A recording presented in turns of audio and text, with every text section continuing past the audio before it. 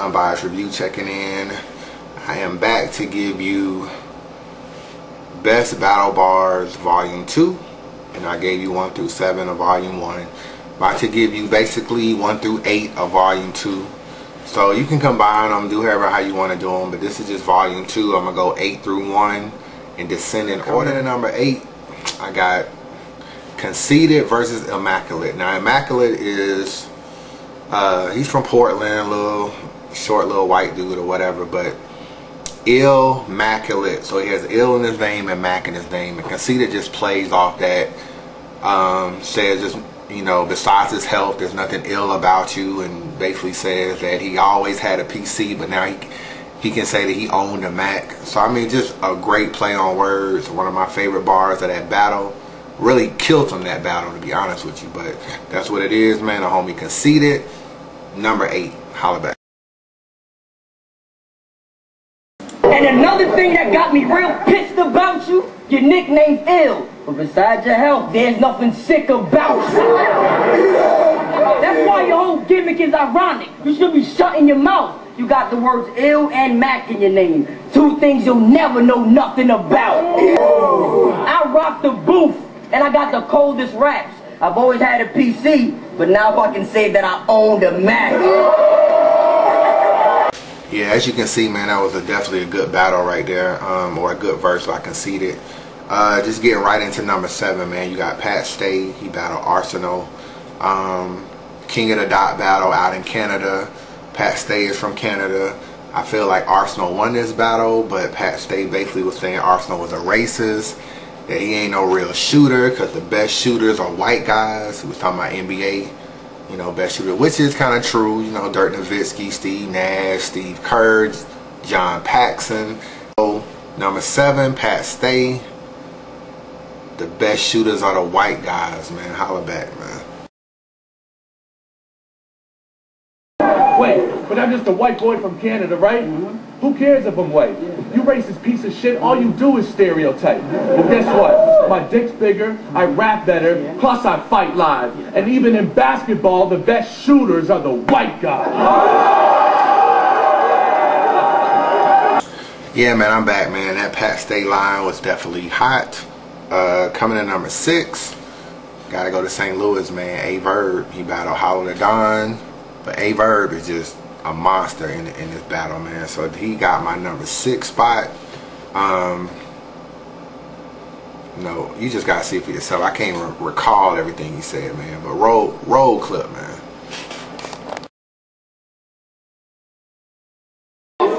So check the bets, they got me winning like 10-5. I've been advised. He like to do dumb shit. He loves to freestyle, likes to improvise. My temper rise, we roll up in black tinted rides. Hop out, niggas get paralyzed, not penalized. Large clips enter rides, cars flip, injure guys. I beam his whole team up. Starship Enterprise. Even when I'm simplified. If New York is such a jungle, tell me this. How the fuck do niggas like him survive? We terrorize timid guys, cotton shirt, linen guys, light-skinned, slender guys. The target's been identified. It could be a long line of rappers who getting signed. If he in the front, I'ma jump him like, shut up, bitch, I've been in line. Yeah, that was my number 6, man. That was A-Verb. Coming in at number 5, I got Cortez. Now, he battled Hitman, Holla. Good battle. I thought Hitman took him 2-1. Tired of niggas talking about Cortez won. Cortez, in my opinion, has beaten nobody in UR. He did have a hotline. He basically said that Hitman is always talking about he a blood, swoop, the whole 9 shit. So, in my opinion, I just feel like he basically says your blood is in question. Kind of like what Mayweather been saying about Manny Pacquiao. So your blood is in question, nigga. You Manny Pacquiao. Very, very hotline. It comes in at number 5 on my list. I don't really like Cortez, but every now and then he spits some hot shit. Roll clip. A mixed breed of Chris Reeves if he turned black with a twist weave and a turn cat, yelling big B's, or with some blood you reppin', you Manny Pacquiao. Nigga, your blood's in question.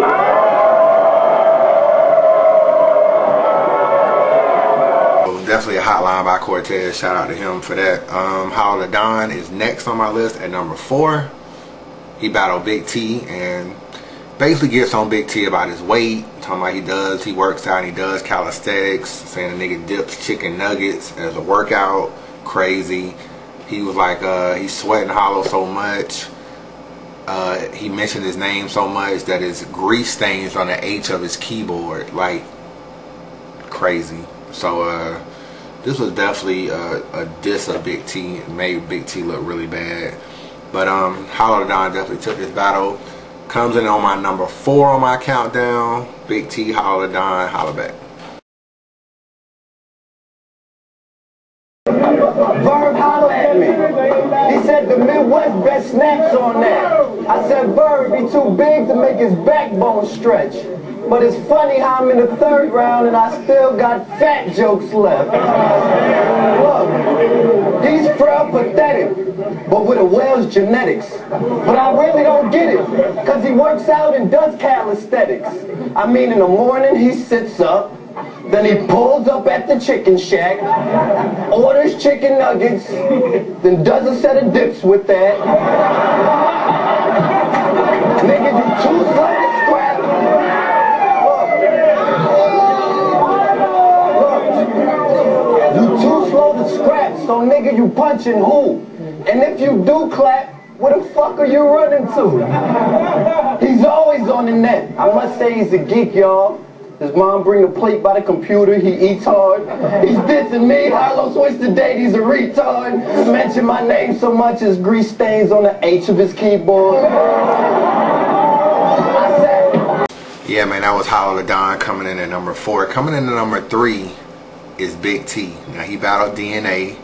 Now, anything that know anything about me, man, I love Big T and his wordplay. Like, he got one of the best wordplays of anybody in battle rap. So that's just how I feel about taking DNA's family up to the top of a mountain,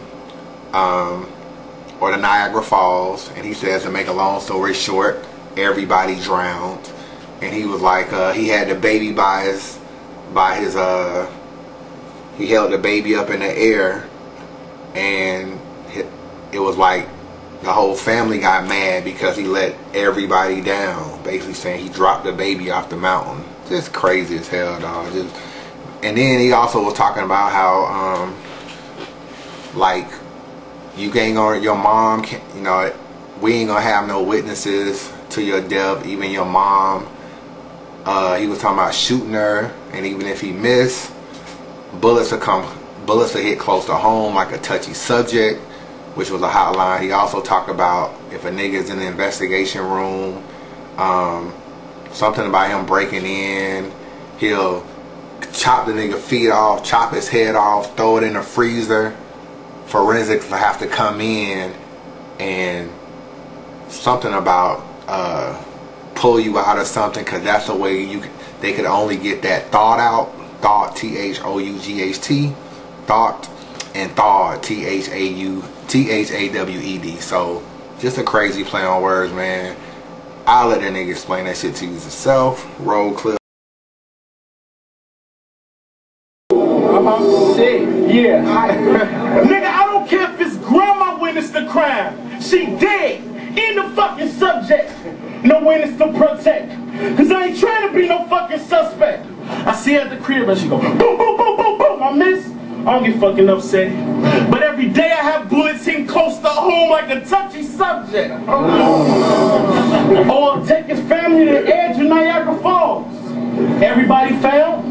To make a long story short, people, I'ma say everybody drowned. I even had the little baby by the game. And it's like I disappointed the whole family. Cause now I done let everybody down. Killing the niggas cause you heard that he was snitching. That ain't what I'm talking about. I wait till they're in the investigation room, thinking about it. Get them brought out, cut their head off, put their brains in the freezer. Forensics come in, get it drawn out. That'll be the only way they'll be able to get that thawed out. Oh. Yo, that was number 3, man. Big T definitely hot. Number 2 could have been number 1, except number 1 is a classic, so number 2 is number 2 for this battle. Just happened a week ago, and that just let you know the potency of this line or lines. Disaster versus DNA. I thought DNA took this battle 2-1. Disaster first round is one of the best first rounds you will ever hear. Everybody know DNA and Cortez like this. Supposed to battle DNA and Cortez, but they've been flaking, they've been running. And he was talking about how Disaster is like from LA, but he kind of looks Iranian a little bit. So he basically tells DNA that him and Cortez, they've been running, they've been claiming they got alibis. He was like, you'll probably say that I was the one ducking you, and even if you saw him in the Middle East, you'll say that I ran, like Iranian. And he's from LA, so he was saying it's funny how you're a Dodgers fan more than I am, like dodging me. And then he kills Cortez though. I mean, oh my God, he gets on about Mexican this, Mexican that. He was saying, you know, something about him being Mexican. I wasn't surprised because this tortilla flaked, that I even knew this fucking bean would dip, meaning he'll dip out on the battle. Just crazy. He was talking about Cortez's mom cooks food at the battles. I just gotta roll clip. Disaster say so much shit, man, I can't even remember it. All I know is this first round is bananas. Roll clip, man. Disaster versus DNA, number 2. People know that backing out of battles is not part of my plans, but you and Cortez always lie. So not to my surprise, all your alibis came as a bunch of unauthorized scams. Shit, even if I met you in the middle of the East, you find a way to say that I ran. But I'm from Los Angeles.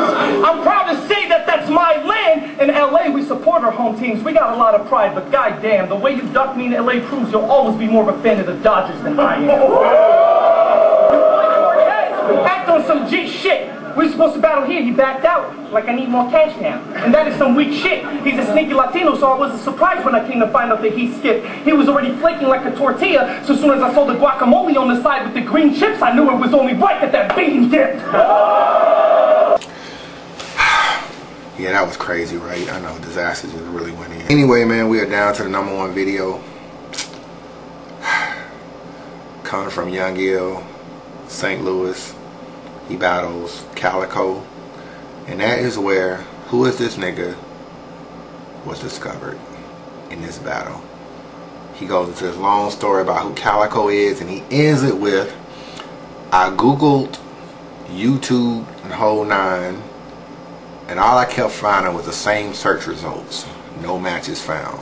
Just a killer line. The reason why it's number 1 on my countdown is because every time somebody says something in a battle, niggas use who is this nigga a lot, but also even in the comments, a lot of people, when they don't really like somebody, they be like, who is this nigga? And they all refer, like that phrase has taken over battle rap. Like, it's one of the most used phrases in battle rap. So I mean, at the end of the day, I just gotta include it as my number 1. So that's what it is. Young Ill, who is this nigga? I heard I was battling you and just chuckled. Wipe my ass, pull up my boxers, pants, and belt buckle. Wash my hands, put my finger on my chin, like, It's dinner time again. No hot water, I'm a pan-fried noodle this nigga. Scrape the pot when I'm through with this nigga. Smack. Who is this nigga? I Wikipedia, ask Jeeves, Googled this nigga. Media takeout, World Star Hip Hop, trying to find somebody that knew this nigga. I found a man pushing a shopping cart full of crushed cans, selling the ironing board and the fan, gave me the scoop on this nigga. He said, Calicoe. Oh, Calicoe. Since that Detroit versus Shot-Town, the D been through with this nigga. I got frustrated YouTubing this nigga. Cause every time I typed his name down, I kept getting the same search results. No matches found. Yeah, man, I'm back, man. That's basically 8 through 1. I gave you 1 through 7 before. This is 1 through 8 of volume 2. Comment below. Let me know what's good, man. Tell me what you think. And Unbias review. Subscribe to me. It's just all for fun. Keep it funky. No harsh comments. It's all in good nature. So holla back, man.